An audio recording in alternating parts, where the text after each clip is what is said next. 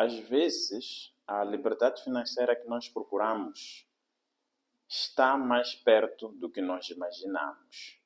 O que acontece é que muitas pessoas acreditam que o maior problema financeiro é a falta de dinheiro. Mas nem sempre o maior problema financeiro é a falta de dinheiro.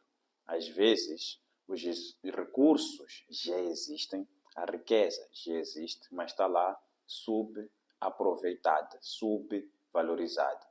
E hoje vamos falar daquilo que são ativos ociosos. O que é um ativo ocioso? Um ativo ocioso é um recurso com valor econômico ou capacidade produtiva, mas que não está a ser usado de forma eficiente. Ou seja, um ativo normalmente deve cumprir três funções: gerar rendimento, não é? Aumentar de valor ou produzir utilidade econômica. Mas o que nos preocupa, ou o que é mais preocupante, é que se este ativo não está a gerar este rendimento, não está a aumentar de valor ou a produzir alguma utilidade econômica, ele se torna um ativo ocioso. E o grande problema em manter ativos ociosos não é apenas deixar de ganhar dinheiro ou eles deixarem de aumentar valor ou produzir utilidade econômica. É também perder dinheiro ou perder oportunidade, aquilo que nós chamamos custo de oportunidade. E neste vídeo nós vamos falar dos 5 principais ativos ociosos a nível pessoal, a nível das finanças pessoais. E quais são esses ativos ociosos? O primeiro é dinheiro parado. Segundo, são imóveis parados. Estamos a falar de carro, de casas e terrenos que não estão a ser usados. O terceiro ativo, estamos a falar de carros estacionados ou parqueados. O quarto ativo é tempo desperdiçado e o quinto ativo ocioso são talentos não utilizados. Indo para cada um destes ativos, vamos começar pelo primeiro, dinheiro parado, ou seja, dinheiro não investido. Muitas pessoas mantêm grandes quantidades de dinheiro, por exemplo, em contas correntes, em bancos, que não estão a produzir nenhum rendimento, ou seja, temos lá dinheiro parado por anos sem qualquer estratégia financeira definida. E o perigo aí não é apenas deixar de ganhar dinheiro, é também perder o poder de compra ao longo do tempo. Nós sabemos que a inflação corrói o dinheiro ou o poder de compra. Vamos supor que a inflação média anual é de 5%. Em cerca de 14 anos, o poder de compra do seu dinheiro reduz para metade. Ou seja, se você tem 1 milhão na conta hoje, daqui a 14 anos, o que você poderia comprar, você só vai poder comprar praticamente coisas avaliadas em 500 mil agora. Ou seja, o seu dinheiro perdeu-se na metade. Ou seja, dinheiro parado não está realmente parado. Ele está a perder valor silenciosamente. E depois temos aquilo que eu disse, que é o custo de oportunidade. Ou seja, se esse dinheiro estivesse a ser investido de forma moderada, haveria de gerar rendimentos anuais e também novas oportunidades de investimento. Vamos supor que você invista 10 mil dólares com uma renda fixa líquida de 7% ao ano. No final de 5 anos, você terá 17 mil dólares. Quase terá duplicado o seu investimento. Depois, o outro aspecto, o outro ativo ocioso, ou segundo ativo ocioso, são imóveis subutilizados. Aqui estou a falar de casas e terrenos. Alguns exemplos incluem casas herdadas que permanecem fechadas, às vezes os herdeiros estão num processo litigioso que leva anos, mas a casa lá permanece fechada e, consequentemente, vai perdendo de valor. Às vezes são apartamentos ou imóveis que nós compramos como investimento, mas que nós nunca arrendamos ou nunca usamos. Depois temos também o grande exemplo das casas de férias, que nós usamos poucas vezes por ano. Você tem uma casa de férias e só vai lá uma vez por ano. Pode também ser um ativo ocioso. Depois temos também outro exemplo de imóveis ociosos, que são os terrenos baldios, que não tem nenhuma exploração econômica. Você vive acumulando terrenos, mas não faz o uso econômico. Dá a sensação de que esse terreno pode ser um ativo, mas na verdade ainda não está, enquanto não gerar rendimento, ainda se torna um ativo ocioso. Então, um imóvel parado representa um grande capital significativo sem retorno, ou seja, vamos imaginar que você poderia arrendar o seu imóvel por 4.000, vamos dizer, dólares, reais, meticais, kwanzas, euros, não importa a moeda, por mês, não é? Isso representaria cerca de 48 mil dólares, reais, meticais, kwanzas ou euros por ano. Ou seja, 480 mil depois de 10 anos. Então, é preciso perceber que o perigo de ter um imóvel ocioso não está apenas na ausência de rendimento, mas também está no valor que deixou de ser criado ao longo dos anos, para além dos custos ou encargos de manutenção desses imóveis. Às vezes, as casas fechadas têm custos, têm impostos, têm manutenção.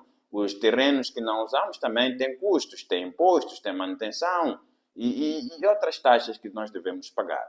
Vamos agora ao terceiro ativo ocioso. O terceiro ativo ocioso são carros parados, viaturas paradas. O automóvel é um dos ativos mais comuns e mais subutilizados.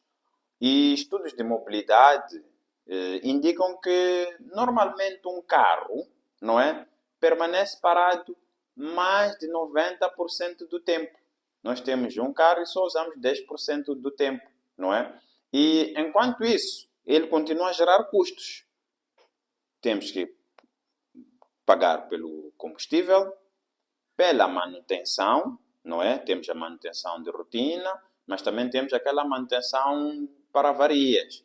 Depois temos que pagar seguro, às vezes temos que pagar taxas de estacionamento, temos que também considerar o custo da depreciação. Nós sabemos que a depreciação dos automóveis tende a ser normalmente de 5 anos. Então, estamos a falar de um ativo que não está a produzir rendimento, mas mesmo assim continua a consumir recursos.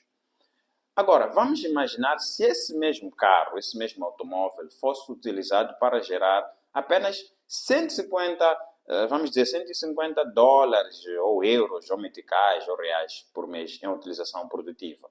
Isto representa 1.800 dólares por ano e 9.000 dólares em 5 anos. Ou seja, quando um carro permanece parado, ele não está apenas a perder valor, ele também está a gerar um custo de oportunidade contínuo. Depois, vamos ao quarto ativo ocioso. Este, talvez, é um ativo, provavelmente o ativo mais importante que nós temos e não tem a ver com bens materiais. Este é um ativo mais importante do que dinheiro ou bens materiais. Qual é este ativo? É o tempo. Ou seja, cada um de nós, cada ser humano, possui 24 horas por dia. Exatamente 24 horas. Mas a forma como esse tempo é usado é que vai determinar se você vai desenvolver a nível pessoal ou profissional ou não. Mas o que acontece? A maior parte do tempo é desperdiçada em o quê? Em consumo excessivo de redes sociais. Passamos muito tempo a fazer o scroll, assistir vídeos que às vezes não nos agregam valor, a nos divertirmos e não a construir coisas positivas. Este é um dos pontos. Segundo, tem a ver com entretenimento passivo. Ficamos muito tempo a assistir novelas, filmes, jogos, mas que no final do dia aquilo nos consome tempo. Vamos agora fazer uma análise do custo de oportunidade do tempo. Vamos supor que você desperdiça 2 horas por dia a ver memes, não é? E isso representa cerca de 730 horas por ano, o que equivale a 4 meses de trabalho produtivo, não é? São 4 meses. Você praticamente gastou 4 meses de trabalho a fazer o quê? A fazer um scroll na sua tela. E também esta é a carga horária, 730 horas, é a carga horária de um curso de mestrado, de um mestrado intensivo, porque até muitos mestrados têm uma faixa que varia das 400 às 600 horas, então é muito tempo. Então, tempo desperdiçado representa o maior custo de oportunidade de todos os ativos. Atenção. Vamos agora ao quinto e último ativo ocioso. não é menos importante, mas é o último ativo. Estamos a falar de talentos não utilizados, não é? Este é um ativo que muitos de nós, às vezes, ignoramos, não é? Estamos a falar de talento. Muitas pessoas têm habilidades valiosas, muitas pessoas têm talentos, mas estes talentos nunca são explorados de forma econômica, para gerar renda, para gerar rendimento. Por exemplo, há quem escreve muito bem, há quem fala muito bem, há quem cozinha muito bem. Então, há quem pinta, há quem canta, há quem dança. Então, todos estes talentos podiam ser usados para gerar rendimento, não é? Mas quando estes talentos não são usados, o custo de oportunidade passa a ser enorme. Vamos supor que você produzisse por mês só $100 adicionais com o seu ativo. Por exemplo, você tem a capacidade de falar bem, por mês você opere como um MC de eventos ou toque guitarra em ocasiões e cobre, só no final do mês você só tem $100. É pouco a partida. Mas no final do ano são $1.200, não é? E no final de 10 anos são $12.000. Então, com aquele extra, você em 10 anos conseguiu fazer $12.000. Estamos a usar apenas um uso mínimo. Estamos a falar de usar pouco. E se você pudesse usar mais de seu talento? Então, talentos não utilizados representam um capital humano desperdiçado. Agora, certamente a questão que você deve estar a colocar é: como é que eu mudo isto? Como é que eu aproveito? A questão mais importante, na minha opinião, é que nós devemos começar por uma mudança de mentalidade, porque a diferença entre as pessoas que constroem riqueza, constroem patrimônio e as pessoas que permanecem estagnadas está na forma como elas observam e usam os recursos disponíveis.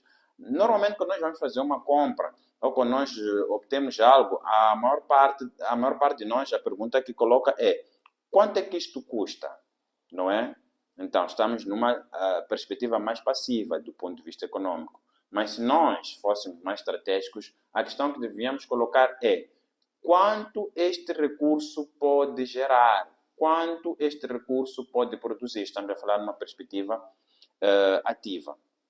E podemos fazer um exercício, não é? Depois do vídeo, você pode sentar e fazer o seguinte exercício. Faça um exercício muito simples. Se quiser, pode pausar o vídeo e fazer esse exercício. Comece a analisar estes 5 ativos na sua vida para verificar se são ociosos ou não. Falamos de dinheiro, falamos de imóveis, falamos de carros, falamos de tempo e falamos de talentos. Então, você tem que começar a perguntar-se: se é dinheiro, o meu dinheiro está investido ou está parado? Se são imóveis, os meus imóveis estão a gerar rendimento? Se são carros, será que são carros que são produtivos ou apenas estão estacionados? Se é tempo, quanto tempo realmente estou a investir no meu crescimento?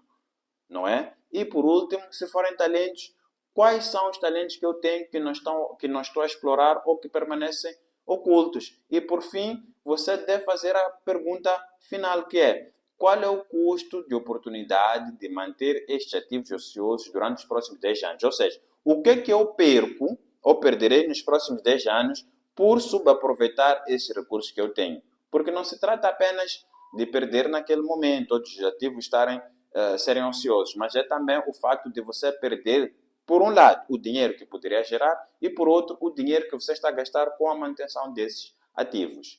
E só para concluir, gostaria de dizer que, como eu disse no início, a maior parte de nós passa muitos anos à procura de novas oportunidades, novos caminhos, novos talentos, novas fontes de rendimento. Mas raramente paramos para pensar e observar algo fundamental, que é os recursos que nós já possuímos. E muitas das vezes o maior obstáculo do progresso não é a escassez de oportunidades, mas sim a subutilização do potencial que já existe. Ou seja, nós temos tanta coisa que nós não aproveitamos. Por isso, a pergunta que devemos começar a fazer a partir de hoje é: o que é que me falta para... Não é o que é que me falta para eu avançar, mas sim o que é que eu já tenho na minha vida que ainda não estou a usar de forma plena, não é? Esta deve ser a pergunta. Não o que falta, mas o que é que eu já tenho que não estou a aproveitar.